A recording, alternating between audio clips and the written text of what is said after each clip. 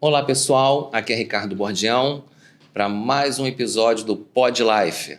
Hoje vamos bater um papo super legal com o médico Paulo Roberto. Ele é pai da Gabriele, da Sofia, Ana Beatriz, marido da Ana Paiva. E ele tem uma história muito interessante para passar para a gente. Não percam, vamos rodar a vinheta e vamos logo conversar com ele.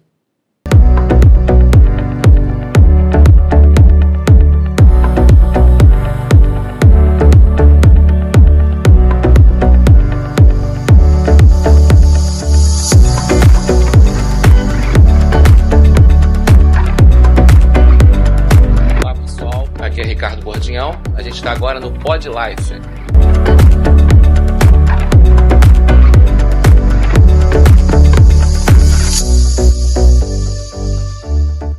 Olá, Paulo, é um prazer enorme recebê-lo aqui no Pod Life.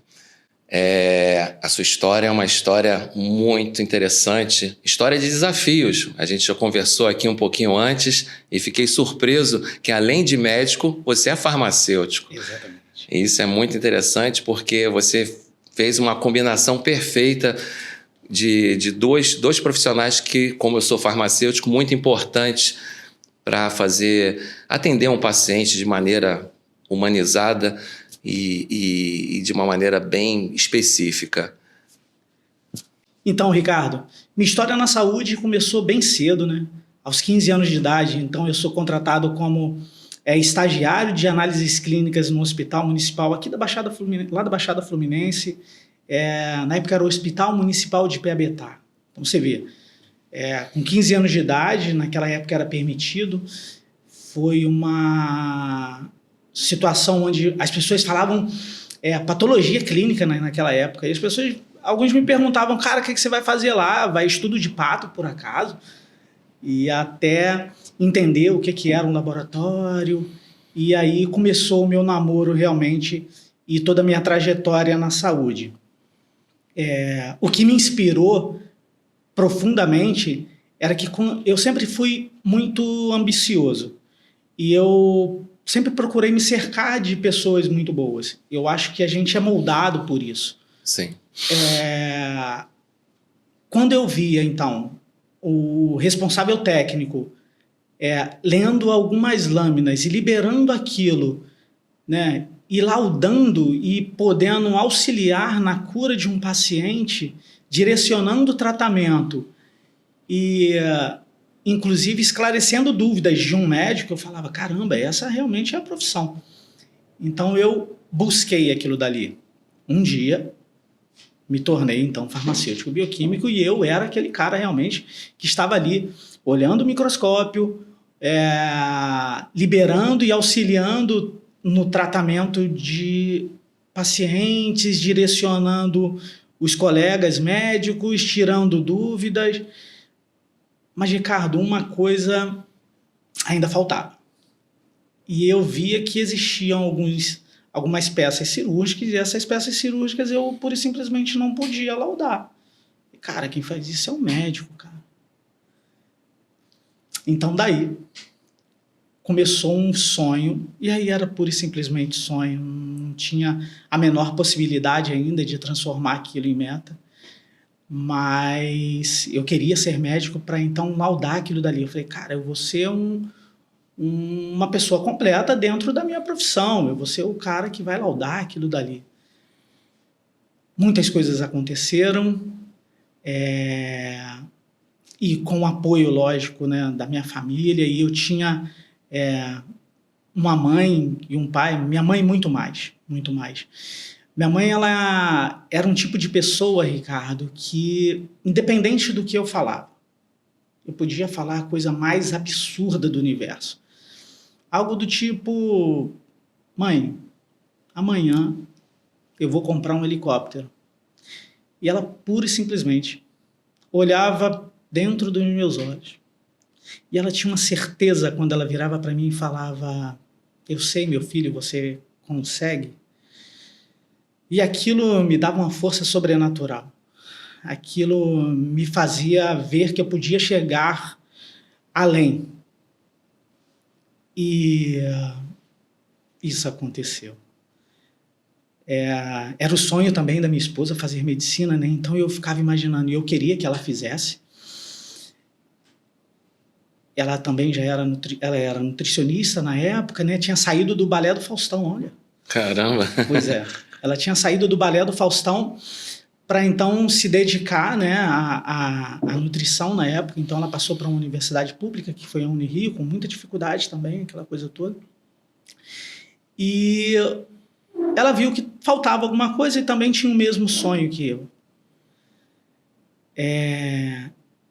Neste período, eu tive a minha filha do meio, que era a Sofia, e nós conversávamos que quando seria, né, o momento para a gente iniciar aquela trajetória, dada a dificuldade mesmo, né? E ela, então, consegue aprovação para uma universidade particular, né, era privada, e a gente falou, agora a gente vai ter que dar um jeito, então aumentar a carga horária de trabalho em função disso, dessa nossa meta. E aconteceu que logo em seguida a aprovação dela, eu consigo a minha aprovação no mesmo semestre em uma outra faculdade. Eu costumo dizer que Deus é maravilhoso, Ele é tremendo. E o que acontece? Ela consegue um negócio chamado FIES 100%, e naquela época ainda existia isso, eu conseguia 100% de FIES e ela conseguiu.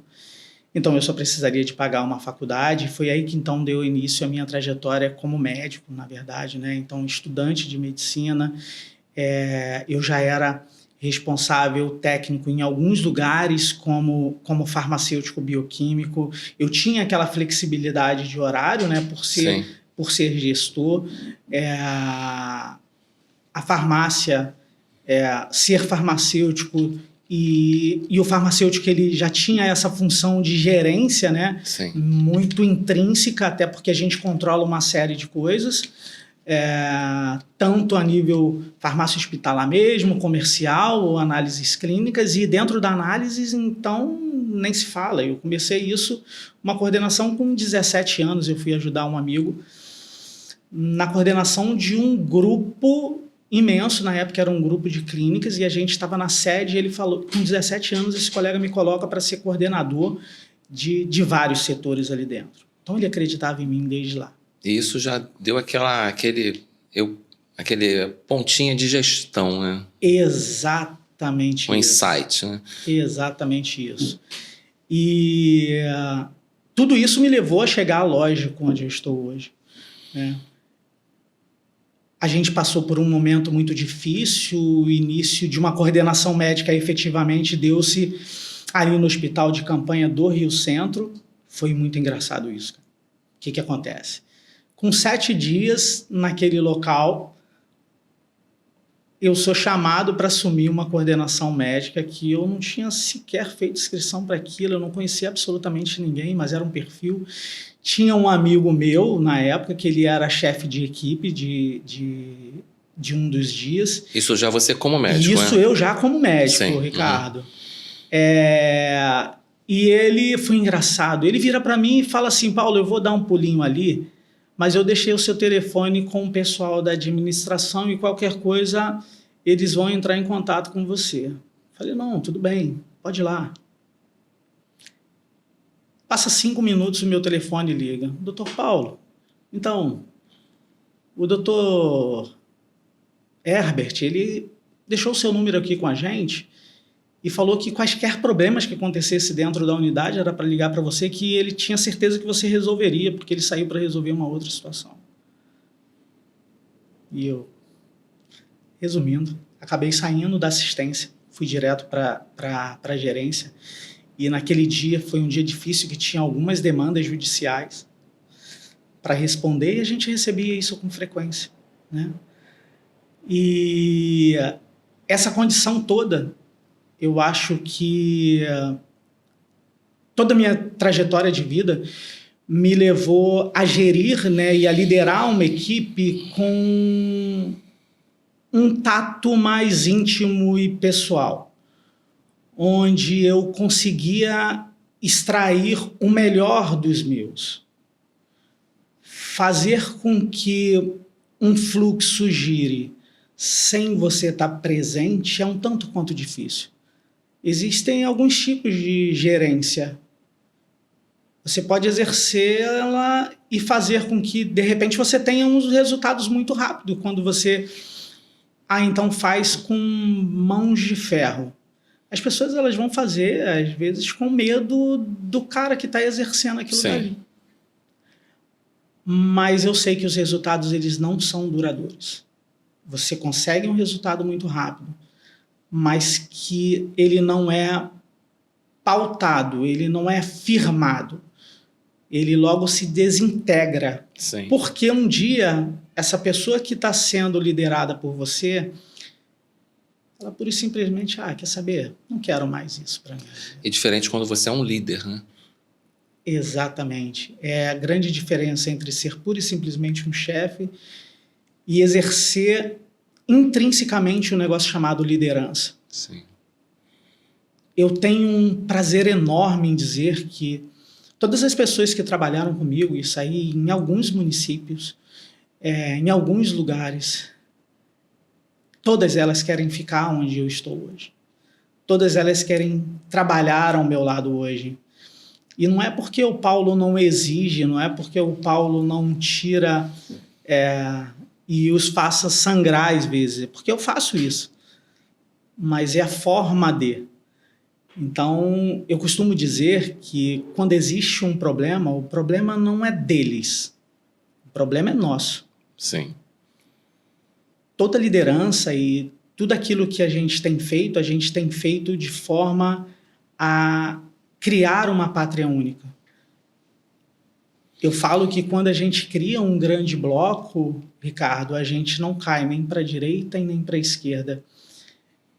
Uma analogia, pode ser até um pouco chula, mas quando a gente vê umas casas de alguns morros do Rio de Janeiro tendo zero estrutura, mas elas não caem, por quê? Porque tem milhares, uma colada ao lado da outra. Sim. E elas criam um enorme bloco. Sim. É isso que eu penso.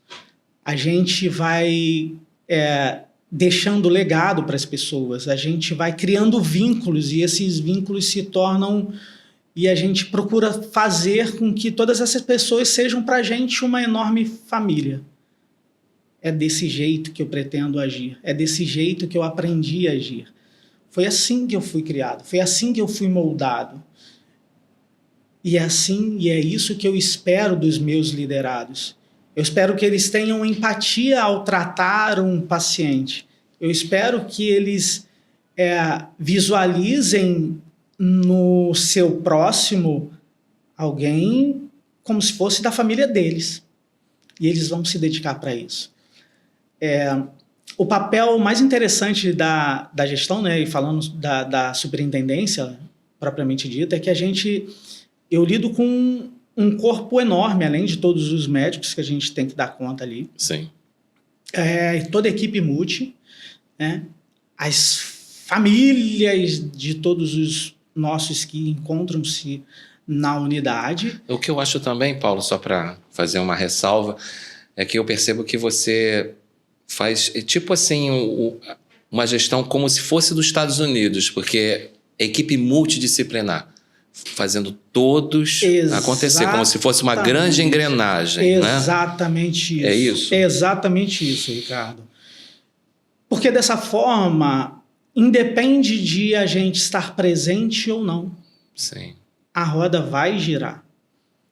E aí, fala o termo que a gente usa, né? A engrenagem vai estar azeitada. Vai fluir naturalmente. Quando a gente dá muito mais, né? A gente vai ofertar muito mais para os nossos e a gente faz isso de forma muito natural. Existe uma percepção, e eu costumo dizer que pessoas são como molas, então existem molas de diversos tamanhos existem pessoas que eu posso esticar até aqui, existem outros que, cara, eu posso puxar e ela não vai quebrar. Interessante. Não tinha pensado dessa forma. Exatamente isso. Então, aquele que eu só posso puxar até aqui, ele já está me dando o melhor dele. Sim. E é até ali que eu quero que ele vá. Uhum. Então, a gente tem que ter muita sensibilidade para entender o que o nosso colega ele tem para oferecer. Uma das coisas que eu já falei com a minha equipe, Ricardo, e que muita gente elas não notam, é que nós passamos por uma pandemia com uma alta mortalidade. Nós, médicos, nós, profissionais da saúde, Sim. como um todo, e aí eu digo todos, né? Tanto farmacêutico, quanto físio, enfermeiro, técnicos, auxiliares, aquelas pessoas que estão ali limpando o hospital, assim, né, dentro do auxiliar de serviço, todos eles viam pessoas morrendo o tempo todo. Sim. E como deu-se essa transição para o fim da pandemia? A gente não parou de trabalhar. Existem diversos colegas que ficaram doentes com diversas síndromes, Sim. psicopatias graves, causadas por alguma coisa que aconteceu logo ali. Pessoas estavam na linha de frente naquela época, Ricardo, e ainda hoje não se recuperaram. A gente tem que ter essa sensibilidade. O que esse colega meu está precisando para ele me ofertar o melhor dele? Cara, esse cara está doente ainda, por alguma coisa que aconteceu ali atrás. Era muito trágico a gente passar por diversas situações e pessoas que pela manhã estavam vivas, e aí eu estou falando desde muito jovem até muito idoso, logicamente com uma proporção muito maior para os idosos naquela época, mas a gente via e viu assim, algumas coisas que chocaram e ainda deixaram algumas marcas. Então é como se realmente você tivesse ali colocado diversos pregos, né, em um coração e você tirou, mas, cara, tá lá, as marcas estão lá, as cicatrizes estão ali. A gente precisa de ter essa sensibilidade com todos da saúde, porque eu sei que existem muitas pessoas doentes ainda por tudo aquilo que viram e não conseguiram se recuperar. E você consegue ver isso dia a dia, assim, essa questão? Consigo, Ricardo. É muito perceptível. Para aqueles que atuaram atrás diretamente na pandemia, as pessoas elas ainda estão machucadas, as pessoas elas ainda estão tentando se recuperar, isso anos e anos depois. É diferente de um jovem que formou pós-pandemia, por exemplo. Sim, é verdade. Muito diferente. Hoje eles já voltaram com todos os pacientes cronificados, gravíssimos, porque lembra que nós deixamos de tratar todas as doenças crônicas naquela época, porque até então só existia o Covid-19 naquela época. Nós, ao retornar com os atendimentos, então, de forma plena e normal, vamos dizer assim, a gente se depara com uma série de pessoas com doenças crônicas super, hiper, mega power agudizadas. E aí a gente vem com uma galera que formou pós-pandemia pegando isso, que também foi muito difícil, até porque os pacientes eles tinham múltiplas comorbidades, então você vê, né? E é onde eu tento extrair desses novos jovens aí, desses novos colegas, e tento deixar claro que a empatia fará e faz toda a diferença no tratamento humanizado, né? Para que eles, então, façam diferença onde eles vão atuar, seja na minha unidade, ali no Andaraí hoje. É isso que eu ia falar. Eu queria que você falasse um pouquinho como que chegou você de médico até a área municipal de saúde, né? E a área, né, do estado, do município do Rio de Janeiro. Você atua também no Ronaldo Gazola, não é isso? Exatamente. No Gazola a gente fez um serviço extraordinário ali, com aquela direção maravilhosa, né? Existem algumas pessoas que eu tenho um enorme carinho. Toda a minha equipe, na verdade, de segunda, de quarta, equipe de domingo, foi quando eu mais atuei efetivamente. Um beijo para todos eles, inclusive.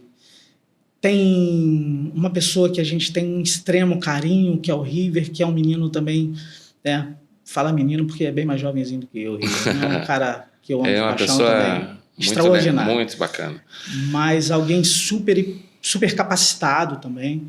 Então, a gente tem ali uma gestão que a gente foi crescendo junto, né? A gente foi criando uma unidade de apoio para a rede municipal. Então, o Gasola ele continua sendo isso e a gente deixou isso muito claro para os nossos. Então, o Gasola ele é uma coisa hoje, mas amanhã ele pode não ser.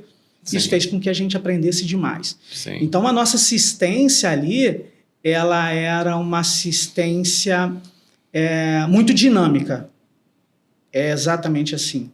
Até que, lógico, atuando diretamente nisso e enxergaram um potencial e pediram para que a gente estivesse indo para a superintendência lá no Andaraí. Uma grande... um desafio, né? Um grande desafio, um enorme desafio.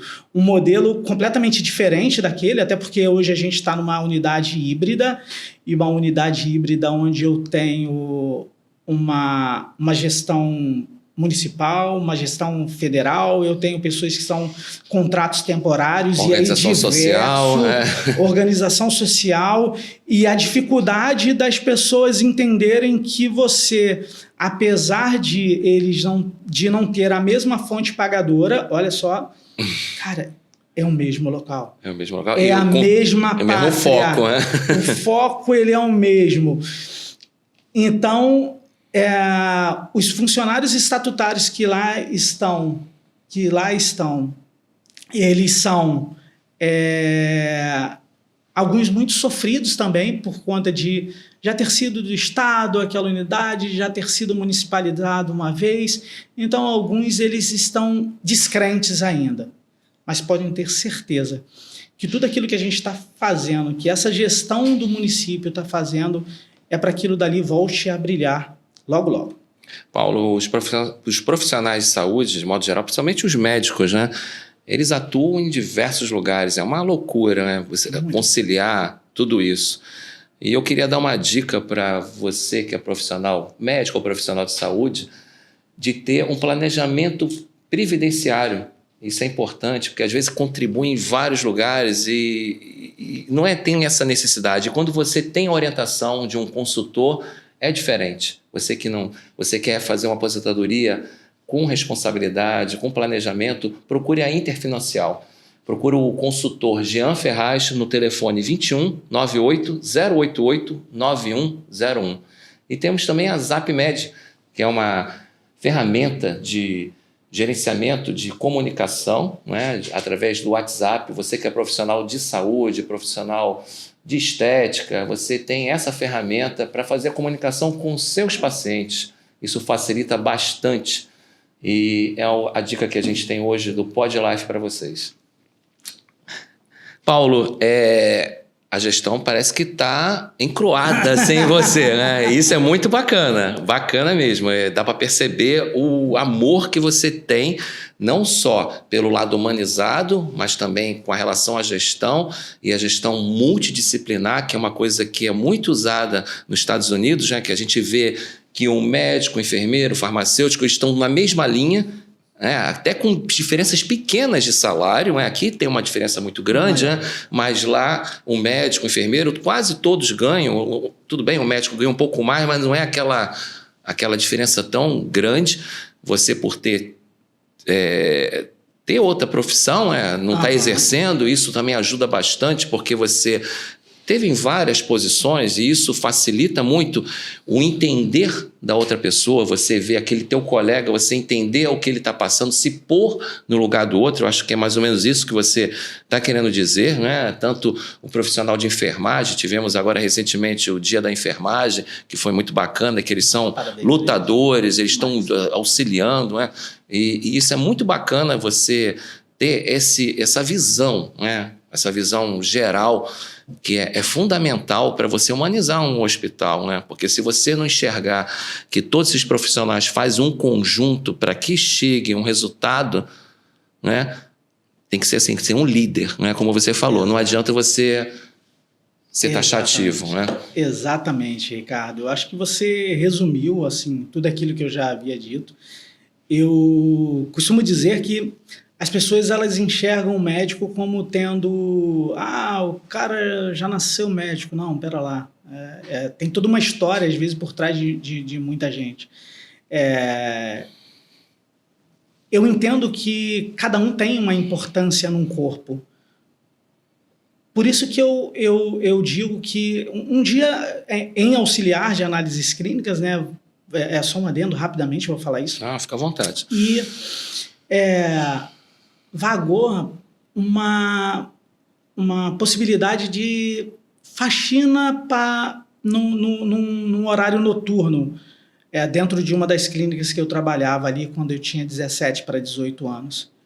E eu vi aquela conversa, eu viro para o meu chefe na época e falei, poxa, não coloca ninguém não, eu estou precisando de dinheiro, eu faço a faxina. Ele olha um jovem daquele e ele fala assim, que isso, Paulo, você vai pegar isso?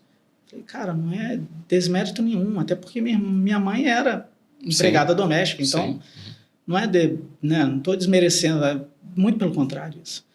E eu fui lá e trabalhei bastante tempo na limpeza durante a noite. E de manhã tomava meu banho, colocava minha roupinha branca e ia para a coleta de sangue. Então, assim, eu entendo que as posições só são oposições. Sim. É a oportunidade que, de repente, alguém não teve ainda na vida. Isso me faz lembrar também, Paulo, uma relação a mim, né, que eu estava numa época com muita dificuldade, porque assim que eu fui gestor de uma grande OS, né, onde eu chefiava 300 pessoas, e em um certo momento eu saí dessa OS e estava numa posição em busca de uma oportunidade. E eu me lembro uma vez que eu era uma pessoa muito conhecida, as pessoas me conhecem desse trabalho em si, dos projetos que eu realizei, e aí ligou um gestor da Fiocruz. E aí, Ricardo, tudo bem? Eu falei, tudo bem. E aí ele falou assim, Ricardo, eu estou precisando de um farmacêutico para atuar aqui comigo. Eu tô com aqui uma área, você não tem ninguém para indicar, não? Eu falei assim, você está falando com ele. Não, mas você está fora do foco. Eu falei assim, eu estou precisando.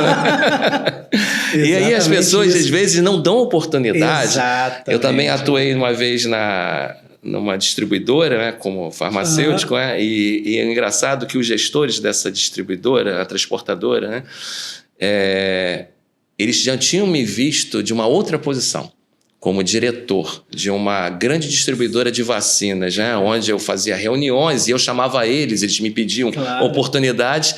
E em um certo momento, isso se inverteu. Eu cheguei na porta deles, né, eles não sabiam quem eu era, e falei assim, eu estou precisando de um profissional, mas era uma vaga bem humilde, bem simples. Né? E eu falei assim, eu quero me candidatar. Ele falou assim, mas não vamos te chamar. Eu falei assim, por quê? Porque você tem um perfil gerencial e você não vai ficar muito tempo aqui. Eu falei assim, eu prometo a você que se você me der essa oportunidade, eu não vou sair daqui. E isso, eu acabei ficando nessa empresa 4 anos, eles me deram autonomia para atuar em outras áreas, né? E isso foi muito bacana você falar nisso, né? Porque às vezes as pessoas não enxergam, às vezes têm vergonha de falar, né? Não, eu sou um médico, eu sou um farmacêutico. Não, cara, todo mundo passa por dificuldades, né? O importante é você entender que naquele momento você precisou desse apoio. E isso vai formar o profissional que você é, não é verdade? É questão de formação de caráter, né? Sim. Eu acho que tudo aquilo que você passa, né, forma a pessoa que você é hoje. Sim. Então, a integridade, o seu caráter. Existe uma coisa que eu abomino, Ricardo, no ser humano, que é um negócio chamado soberba e prepotência. Sim. E por abominar isso, eu consigo distinguir pessoas com esse perfil muito rapidamente. Mas você, às vezes, é obrigado a lidar com elas. Exatamente isso. Em alguns momentos, infelizmente, nós somos obrigados a tê-los. Sim. Por uma condição ou outra, mas dentro de uma equipe que eu prezo por mediar conflitos, e eu me considero assim um mediador de conflitos, onde para mim não existe um lugar mais alto. Isso você é diferenciado, porque hoje em dia, na minha opinião, você ser um mediador de conflitos, você está Exato. Em outra esfera. É o que eu mais prezo. Entendendo que não existe ninguém maior ou menor, então é o que a gente está falando, né, dentro de uma condição de igualdade. Então são funções que devem ser exercidas por pessoas que estão ali naquela situação e precisa de alguém para, por exemplo, varrer o chão que a gente está. Sim. Ponto. E as pessoas fazem com excelência isso e gostam daquilo dali. Sim. E não são pessoas invisíveis. Então, assim, elas devem ser notadas, elas devem ser louvadas por essa função que elas exercem e exercem muito bem. Sim. Não significa que eu estou como direção, superintendente, e que eu vou menosprezar o que é outro. Muito pelo contrário. É isso que eu deixo de legado para os meus, é isso que eu procuro ensinar para os meus. Existiu uma época onde eu fui assumir uma coordenação, Ricardo, e que eu só tinha só estatutário de um outro município. Sim. E eles também muito machucados, e eles também, assim que eu assumi, pediam uma reunião e eles verbalizavam para mim, não acredito nada de você, não acredito que isso vai dar certo, não acredito... E eu falei assim, me dá um tempo, só um tempo. Era mais ou menos assim, caiu algo do teto aqui, não consigo passar. Ao invés de eles tirarem, eu ia lá e tirava. Chegou um tempo, Ricardo, que as pessoas estavam em momentos de aposentar e de ir embora e não queriam mais sair debaixo das minhas asas ali. Que bacana isso. Isso para mim faz toda a diferença. E é o que eu estou te falando. E eles me davam o que eles tinham de melhor. Eles me entregavam o que eles tinham de melhor. Então eu busco isso. Eu busco o melhor do profissional, resgatar o que ele tem de melhor. Entender e ver a dificuldade de um ou outro e saber que realmente o quanto eu posso ir com este cara, o quanto ele tem a me dar. Sim. E enxergar o melhor dele, né? E lógico, né? Quando a gente apoia o nosso profissional, ele vai atuar de forma muito mais tranquila. Ele tem um apoio da gerência dele, ele tem um apoio do líder dele, ele sabe muito bem como o líder dele pensa e ele não vai fazer absolutamente nada diferente do que o líder dele faria. E é onde eu falo para você, independente de eu estar ou não, a coisa vai funcionar. É por isso que é bonito. E o que é mais interessante na gestão? Por que eu amo e sou louco pela gestão, Ricardo? Assistência, eu atendo um paciente por vez.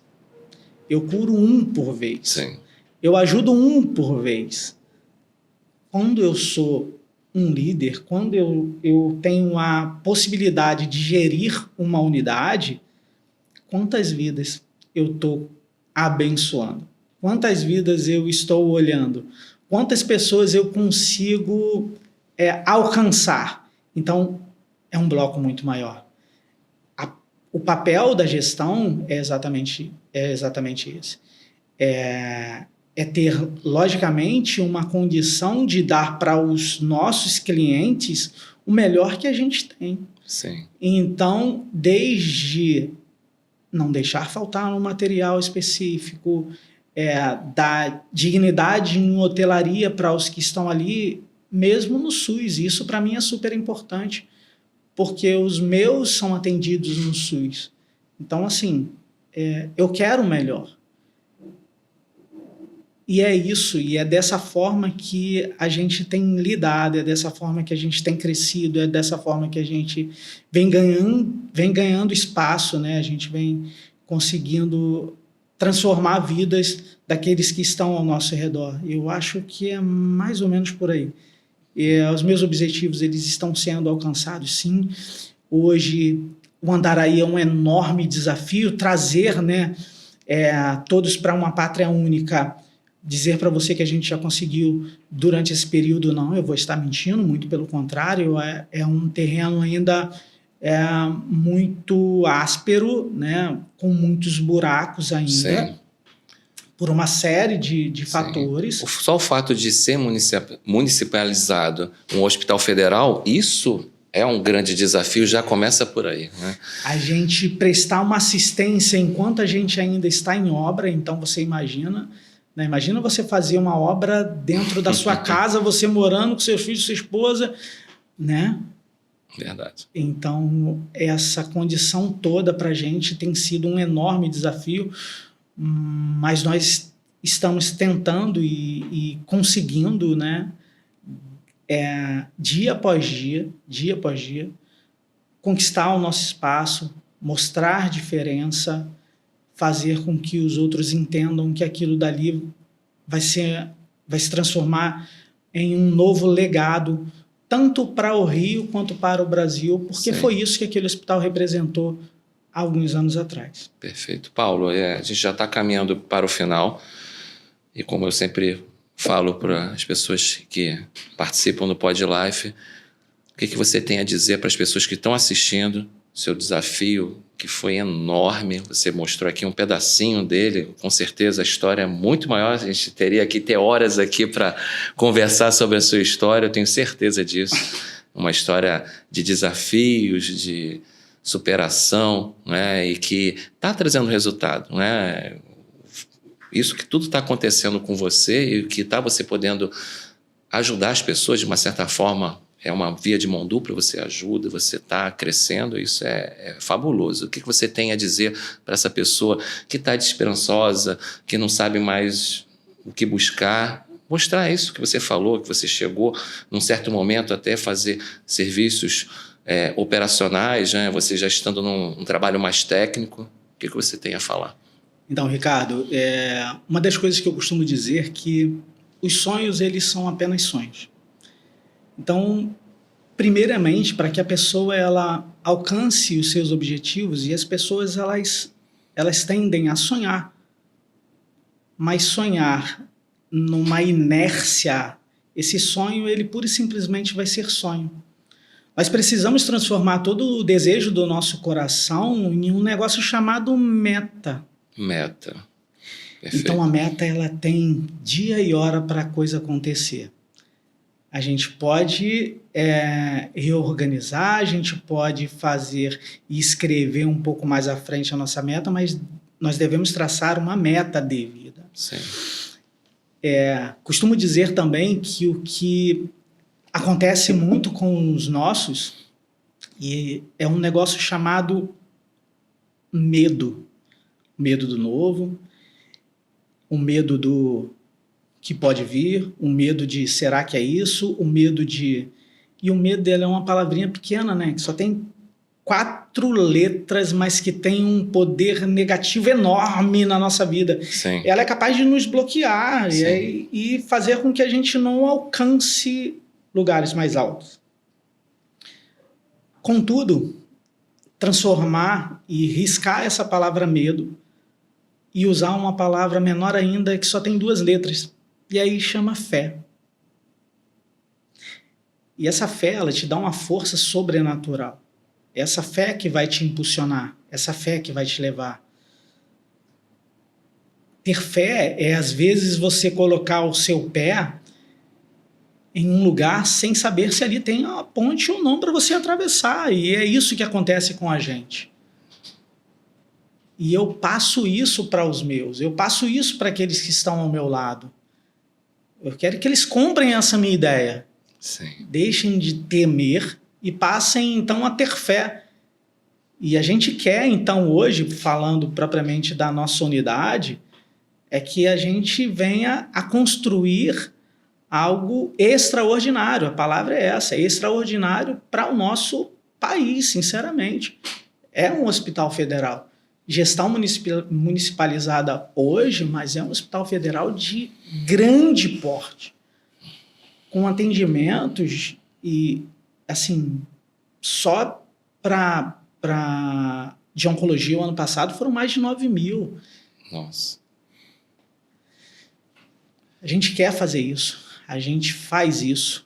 Então, assim, é o que eu tinha que deixar, é o que eu tenho e é o que eu tento deixar para os meus diariamente, Ricardo. Perfeito, Paulo.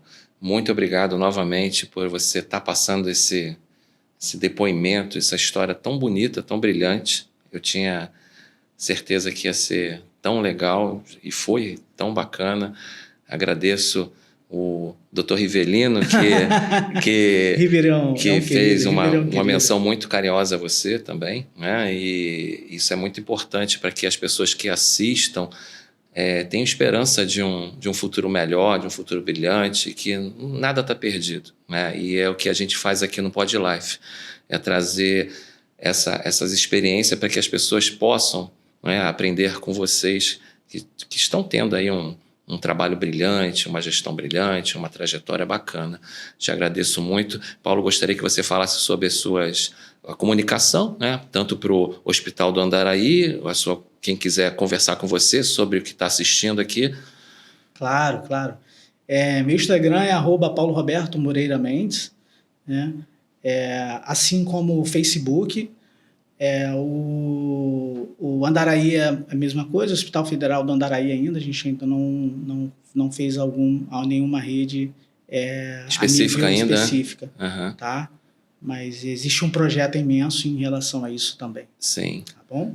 Perfeito, Paulo. O canal aqui está aberto para você, para trazer suas ideias, seus projetos. É um prazer muito grande ter falado com você. Espero te ver em outras oportunidades. E você que está assistindo aqui, foi um episódio fabuloso, foi um episódio emocionante e tudo é possível, é só acreditar. Não esqueça de se inscrever no canal, dar seu like e fala aqui nos comentários o que achou do episódio. Tchau, tchau, até a próxima.